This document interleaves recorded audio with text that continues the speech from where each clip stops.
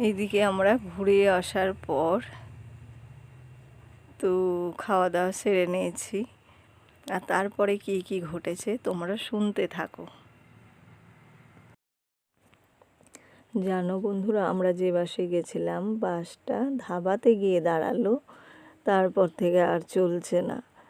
ব্যাস ঠিক করতে নিতে প্রায় 2 ঘন্টা লেগে গেল। তো ধাবার পিছনে গিয়ে আমরা সকলে বসলাম, আর রাঁধুনিরা তাড়াতাড়ি অন্য গাড়ি করে চলে গেছিলো।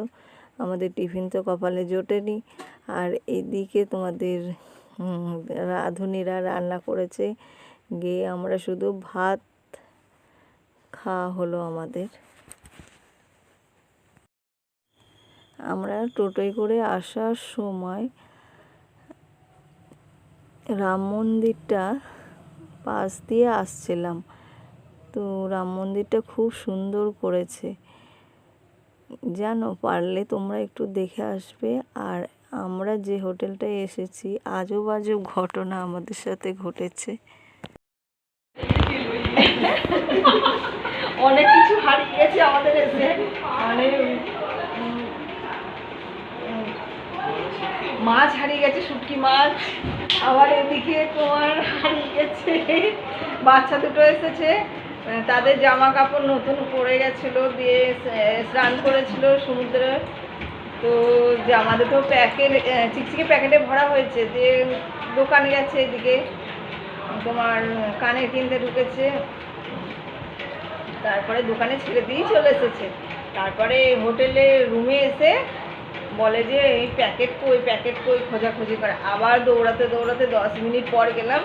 যাই হোক, এখানে খুঁজলাম, ওখানে খুঁজলাম, ফুচকার দোকানে গেছে সেখানে খুঁজলাম, আর যেখানে বসেছিল সেখানেও দেখলাম, মানে 3-4টে দোকানে যাওয়ার পর পেলাম না।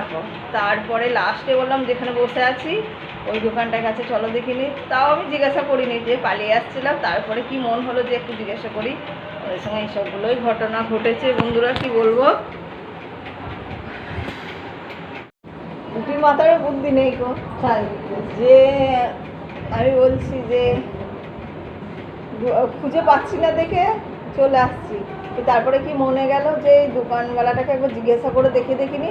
তারপরে উনি আবার বার করে দিল যে হ্যাঁ এখানে রয়েছে। যাই হোক, পাওয়া গেছে। বাচ্চাদের জামা তো নতুন, একদিন পরে যদি হারিয়ে যায় তা কেমন লাগে। তো পাওয়া গেছে। আবার আমাদের হোটেলের রুমে আবার আমার জিনিস হারিয়ে গেছে। কি আজব কাণ্ড হচ্ছে আমাদের সঙ্গে, ভাই ভূতের হোটেলে এসেছি না কি হচ্ছে আমাদের সঙ্গে জানি না। তো এই হচ্ছিল। যাই হোক, ভালো মন্দ মিশিয়ে বৃষ্টিতে ভিজে একটা ভালোই কাটলো দিনটা।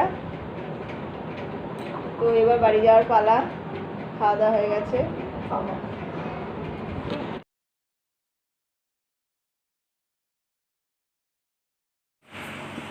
আমরা যে বাসে গেছিলাম টুরিস্ট বাসে, এক হকার উঠেছে, তো লজে সেও ভাজা এসব নিয়ে উঠেছে, আর আমাদের বাচ্চা দুটো দেখে নেব করছে।